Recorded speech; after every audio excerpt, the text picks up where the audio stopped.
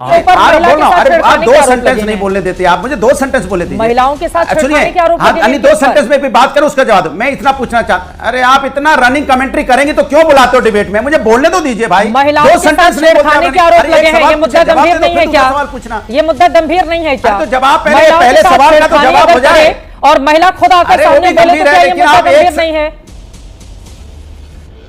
अरे हो गया ना सवाल, आप चुप तो मारिए, चुप मारिए, मुझे 1 मिनट दीजिए, मैं जवाब दे देता हूं। बोलिए। माफी के साथ आप बोलेंगे तो आपने आचार्य विक्रमादित्य से सवाल पूछा है, उनकी आवाज आएगी नहीं, ऐसे नहीं हो सकता ना। ले लेंगे, बाल मोड़ देंगे, चोटी काट देंगे, महिला के साथ बदसलूकी। अनुराग भदौरिया जी, और आप अच्छे आसन पर बैठे हुए हैं, आप अच्छे आसन पर बैठे हुए हैं, पूजा पाठ करके तुरंत आके बैठकर आप महिला के साथ बदसलूकी हुई है, उसको पढ़ लीजिए, आरोप लगे हैं अनुराग भदौरिया जी। आपको पता चल जाएगा। वो महिला खुद ही आके बता रही है कि मेरे साथ इन्होंने बदसलूकी की, कहा कि अपने हाथ से मुझे भोजन कराओ। जय हिंद दोस्तों, तो ये डिबेट काफ़ी मज़ेदार होने वाली है। यहाँ पर समाजवादी पार्टी उन लोगों को डिफेंड कर रही है जो, अब देखिए, कोई भी जो निकम्मा होता है वो ज़्यादातर साधु बन जाता है। उस रियलिटी में साधुओं की संख्या, जो अच्छे साधु हैं, जो वाकई में सनातनी हैं, उनकी संख्या कम है। ऐसे लोग जो कुछ नहीं कर पाते, वो लोग ये चोला ओढ़ लेते हैं ताकि आसानी हो सकती है, और ऐसा ही घटना यहाँ पर हुई है। लेकिन उसे किस तरीके से ये लोग डिपेंड कर रहे हैं समाजवादी पार्टी के, क्योंकि यहाँ पर इन्हें राजनीति करने का मौका मिल रहा है। यहाँ पर ये जातियों को, हिंदुओं को बांटने में लगे हुए। अच्छा, ये लोग कभी मुसलमानों को जातियों में नहीं बांटते, वहाँ पर जातियों का जिक्र भी नहीं करते, क्योंकि इनको पता है कि एक तरफा मुसलमानों का वोट लेंगे और हिंदुओं को जातियों में तोड़कर कुछ वोट इधर ले लेंगे तो हम जीत जाएंगे। बस सत्ता में आने का इनका सबसे मेन टारगेट है, और उसी के लिए ये हमेशा जातियों में, देखिए, हमेशा कहेंगे कि हिंदू धर्म में दलितों पर अत्याचार हो रहा है, पिछड़ों पर अत्याचार हो रहा है, सिर्फ ब्राह्मण अत्याचार कर रहे हैं, इनको ब्राह्मण अत्याचार करते हुए दिखेंगे। अब कोई व्यक्ति कथावाचक हो और वो कुछ ऐसे कांड करे जैसे आसाराम बापू है, तो उसके साथ क्या होना चाहिए?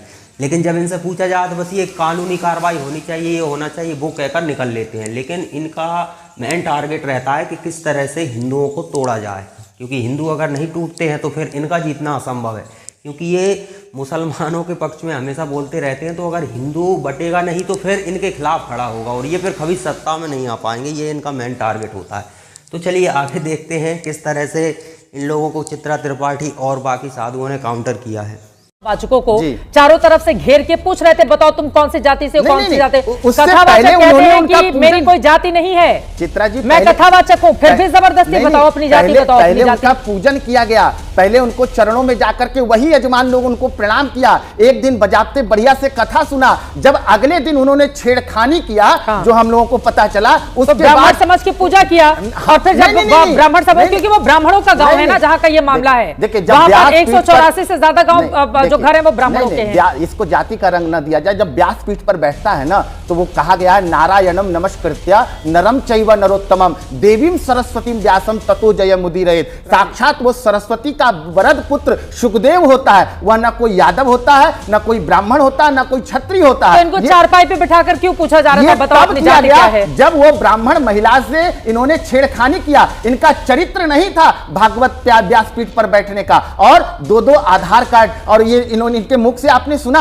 कि ये पहले विद्यालय चलाते थे। इनका विद्यालय, जब बीजेपी सरकार आई तो विद्यालय बंद हो गया। क्या सारे विद्यालय बंद हो गया बीजेपी सरकार आने के बाद? इनका सोची समझी कहीं रणनीति तो नहीं है, इनका तार कहीं और से तो नहीं जुड़ा हुआ है, जो हिंदुओं को बेमनस्ता में लाना, जातियों में बांट देना, कहां से जुड़ा हुआ है? ये कहीं और से जुड़ा। देखिए, ईसाई मिशनरी बहुत सारे काम कर रहे हैं हिंदुओं को तोड़ने का, बाहर विदेशों से जो है इस्लाम के लोग जो है हिंदुओं को तोड़ने का, क्योंकि अभी हिंदू एकजुट हो रहा है। तो हिंदू कैसे टूटे, हिंदू कैसे बिखरे यादव के नाम पर, जिसका मिसाल हम लोग देते हैं। द्वापर काल से ब्राह्मण और यादव की मित्रता का मिसाल दिया जा रहा है। आज उस ब्राह्मण और यादव को लड़ाने का प्रयास किया जा रहा है। ये कैसी चल रही है हमारे देश में? इसलिए हाथ जोड़ करके विनती है, ये सब चीजों से दूर होकर के, जो हमारे जाति का जो भेद मिटा करके, सब ब्राह्मण वैश्य शूद्र क्षत्रिय आपस में बड़े छोटे भाई हैं, लेकिन हम सभी एक ऋषि का संतान हैं। महाराज जी बिल्कुल सही कहा आपने। जातिगत जनगणना की वकालत करके जातियों में बांटने का काम करें, वो बैठकर फिर यहां पर कहें कि जाति समाज में क्यों विभक्त कर रही है, कौन कर रहा है? चाहे वो भारतीय जनता पार्टी ने तो ऐलान ही कर दिया, समाजवादी पार्टी भी लगातार इसी एजेंडे पर काम कर रही थी, हम सब ने देखा है। तो जब जाति है तो मान लीजिए ना अनुराग भदौरिया जी, तो फिर ये फेस सेविंग की क्यों जरूरत है? मान लीजिए कि यादव जाति के हैं, आप लोग खोलकर कहिए ना कि यादव जाति के हैं, उनके साथ बदसलूकी की गई, हम उनके सपोर्ट में खड़े हुए हैं, तो यहां पर आप लोग भी गोलमोल बातें घुमाने की क्यों कोशिश कर रहे हैं? गोलमोल कहां कर रहे हैं? हमें तो कह रहे हैं सामाजिक न्याय की बात करने वाली समाजवादी पार्टी हमेशा से है, और समाजवादी पार्टी किसी के साथ भी अन्याय होता है तो डट के खड़ी होती है। आप बात ये हो रही थी ज्ञान की बात, बिल्कुल कर्म से होता है आदमी, पूजा पाठ आदमी कर्म से होगा ना, ज्ञान से होगा ना। तो ये ज्ञान विक्रमादित्य जी आपसे ये ज्ञान ले लेते हैं। सुनिए सुनिए, अरे आप 2 सेंटेंस नहीं बोलने देते, आप मुझे 2 सेंटेंस बोले दीजिए। महिलाओं के साथ सुनिए, 2 सेंटेंस में भी बात करो, उसका जवाब दो। मैं इतना पूछना चाहता, अरे आप इतना रनिंग कमेंट्री करेंगे तो क्यों बुलाते हो डिबेट में? मुझे बोलने तो दीजिए भाई। 2 सेंटेंस नहीं बोलने के आरोप लगे हैं, ये मुद्दा गंभीर नहीं है क्या? सवाल पूछना, ये मुद्दा गंभीर नहीं है क्या? तो जवाब पहले सवाल का तो जवाब हो जाए। और महिला खुद आकर सामने बोले तो क्या ये मुद्दा गंभीर नहीं है? अरे हो गया ना सवाल, आप चुप तो मारिए, चुप मारिए, मुझे 1 मिनट दीजिए, मैं जवाब दे देता हूं। बोलिए। मैंने कहा सबसे पहले ज्ञान की बात हुई, तो ज्ञान की बात में वे विक्रमादित्य जी बैठे हुए हैं। विक्रमादित्य जी आपने तो बहुत ज्ञान की बात की, तो आप इतना बता दीजिए कि किस अध्याय कौन सा है जिसमें भगवत गीता में लिखा है, कौन सा श्लोक नंबर है जिसमें ब्राह्मण की परिभाषा दी हुई है? बता दीजिए आप ज्ञान की बात बताइए, क्या किस अध्याय में है? विक्रमादित्य जी किस अध्याय में लिखा हुआ है ब्राह्मण की परिभाषा? किस अध्याय में है? श्लोक नंबर क्या है बताइए आप। क्या क्या गुण होना चाहिए बताइए आप, अभी ज्ञान का पता चल जाएगा। हम तो देखो यहाँ मुद्रा में बैठे हैं, हम देखो कैसे बैठे हैं, आप तो जूता पहन के भी स्वामी जी बैठे होगे। स्वामी जी देखो मैं कैसे बैठा हूं, देख लो आप, मैं भगवत गीता की बात कर रहा हूं तो उसी आसन में बैठा हूं, उसी आसन में बैठा हूं। आपका कैमरा दिखा सकता मैं कैसे बैठा हूं, और आप कैसे बैठे पता चल जाएगा। कौन श्रद्धा से बैठा, भगवत गीता का नाम ले रहे हैं तो कम से कम आसन तो सही होना चाहिए ना, ज्ञान तो होना चाहिए ना। यही ज्ञान मैं आपसे पूछ रहा हूं कि किस अध्याय में ब्राह्मण की परिभाषा लिखी हुई है, श्लोक नंबर क्या, इतना बता दीजिए। बताइए आप बताइए, ज्ञान अभी पता चल जाएगा। बताइए ना किस अध्याय में श्लोक नंबर क्या है भगवत गीता में, जहां लिखा हुआ है ब्राह्मण की परिभाषा। मुझे बताइए कि निम्नलिखित का जो बयान था, लड़कों से गलती हो जाती है, ठीक? बताइए ना, आप ज्ञान की बात कर रहे थे ना, तो आपका ही ज्ञान यहाँ आ जाए। आपको भगवत गीता के बारे में नहीं पता है प्रभु, इसलिए आपको मैं प्रणाम करता हूँ। और मैं देखिए किस आसन में बैठा हूँ, दिखाइए कैमरे में, दिखाइए मेरा आसन, दिखाइए ना, दिखाइए। और उनका आसन मैं देखिए कैसे बैठा हूँ, भगवत गीता का नाम ले रहा हूँ तो पूरा जूता चप्पल उतार के आसन में बैठा हूँ, तब भगवत गीता का नाम ले रहा हूं मैं। आपकी तरह नहीं हम राजनीति करने आए हैं, हम बात करने आए समाज एकता की, हम बात करने आए सामाजिक न्याय की, हम बात करने आए ज्ञान की, हम बात करने आए कानून व्यवस्था की, हम बात कर रहे हैं समाज में एकता की। के साथ आप बोलेंगे तो आपने आचार्य विक्रमादित्य से सवाल पूछा है, उनकी आवाज आएगी नहीं, ऐसा नहीं हो सकता ना। ले लेंगे, बाल मोड़ देंगे, चोटी काट देंगे, महिला कर देंगे, महिला के साथ बदसलूकी। अनुराग भदौरिया जी, और आप अच्छे आसन पर बैठे हुए हैं, आपको श्लोक नहीं पता बैठे हुए हैं, कौन सा पूजा पाठ करके परिभाषा लिखी हुई है, महिला के साथ बदसलूकी हुई है, लिखी है, उसको पढ़ लीजिए। आरोप लगे हैं अनुराग भदौरिया जी, आपको पता चल जाएगा। वो महिला खुद ही आके बता रही है कि मेरे साथ इन्होंने बदसलूकी की, कहा कि अपने हाथ से मुझे भोजन कराओ। एक बार भी राजनीतिक बात नहीं की, हमने समाज एकता की बात की। समाज में एकता होना चाहिए, सभी धर्मों का, सभी जातियों का सम्मान होना चाहिए।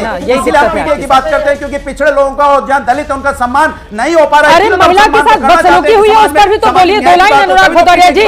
जिन लोगों का आपने सम्मान किया उनके ऊपर आरोप लगे हैं, उन्होंने महिला के साथ बदसलूकी की, महिला को कहा कि अपने हाथ से भोजन कराओ हमें, सुन लीजिए, और 7 दिनों तक मेरी सेवा करो अकेले, ये आरोप लगे हैं उनके ऊपर। जवाब किसी महिला के, सुनिए, महिला के साथ अगर इस तरह की बर्ताव हुई है तो गलत है, कानूनी कार्रवाई होनी चाहिए। मैं तो कहता हूं कानूनी कार्रवाई होनी चाहिए, कोई महिला का अपमान करेगा तो कानूनी कार्रवाई होनी चाहिए। मैं तो कह रहा हूं, ठीक है, महिला का सम्मान होता है, हम भारतीय जनता पार्टी की तरह नहीं है की बेटी के साथ डालिए जेल में करिए कार्रवाई, कौन मना किया है? होगा तो चुप हो जाएंगे, अगर यहाँ उन्नाव की बेटी के साथ अन्याय होगा तो चुप हो जाएंगे। हम तो कहते हैं जो महिला के साथ अन्याय करेगा उस पर कानूनी कार्रवाई होनी चाहिए। ठीक है, अमितोष पारिक को बोलने दीजिए, उन्हें को दिखाई। बोलिए अमितोष पारिक, कानून आप हाथ में ले लेंगे। अनुराग जी अगर लगातार बोलते रहे तो प्लीज ऑडियो डाउन कर दीजिएगा। अरे अनुराग जी सुनिए, अरे अनुराग जी सुनिए, सुनिए चिता जी क्या बात है, 2 विषय हैं। समाजवादी पार्टी की टोपी लाले पर नियत काली है। अगर यही आधार कार्ड लेते हुए लोग जिनका इन्होंने सम्मान करा है, एक बार कथावाचक से हम दूर कर देते इस विषय को, और कल को कोई अपराध करते तो कोई यही समाजवादी के लोग आके और फिर इसको जाति में बांट देते, फिर अपर कास्ट और लोअर कास्ट का एक नैरेटिव सेट कर देते। आपके माध्यम से मैंने इनके सामने इतने बड़े उदाहरण दिए, उस पर एक प्रश्न चिन्ह उठाया लेकिन इनका सवाल लिया। आजम खान जब 2016 के अंदर में अंबेडकर के जी के लिए कहते थे कि ये वही उंगली दिखा रहे हैं जहां पे इनका ही लैंड हो, उन पे एफआईआर होती, समाजवादी पार्टी चुप हो जाती है।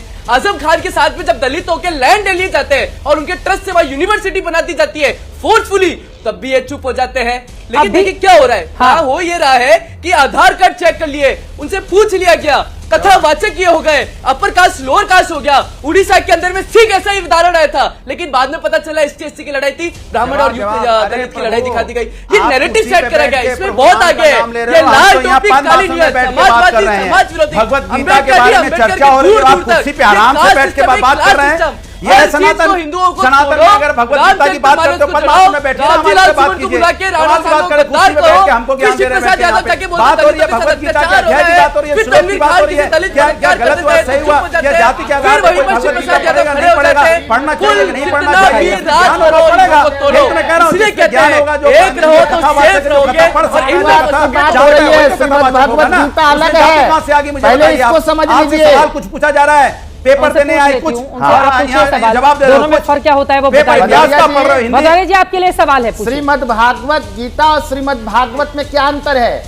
पहला श्लोक सुनाइए श्रीमद् भगवत गीता, बड़े आप देर से बोल रहे हैं। धर्म क्षेत्रे कुरुक्षेत्रे पूरा कर दीजिए मुझे, जरा हम जाने आप कितने सनातनी हैं। पहला श्लोक है श्रीमद् भगवत गीता का, धर्म क्षेत्रे कुरुक्षेत्रे। आगे बताइए क्या है, आगे बताइए। आप बहुत आप ब्राह्मण जितना सालों जितना ये चार चीजों को जीत लिया, वो भागवत कथा व्यास पर बैठने का अधिकारी है, वो आप क्यों दे रहे हैं? विक्रमादित्य जी को लाइए ना, मेरा प्रश्न है, राजनीतिक बातें कर रही मैंने दूसरा पूछा है किस श्लोक में ब्रह्म की परिभाषा लिखी हुई है? प्रभु आप तो मेरे ज्ञानी हैं, आप तो स्वामी हैं, आपसे मैं कहां कुछ कर सकता हूं? स्वामी जी आपको प्रणाम, आपके चरणों का आशीर्वाद मुझे चाहिए। चलिए ठीक है, इसीलिए आसन में पैर धोकर आसन पर बैठने मात्र से कथा संपूर्ण नहीं हो जाती है, उसके लिए ज्ञान का होना ज्यादा जरूरी है। बस आपको समझाने के लिए, किसी को नहीं पता होगा पहला क्या श्लोक है, लेकिन सिर्फ आपको समझाने के लिए बताना बहुत जरूरी था।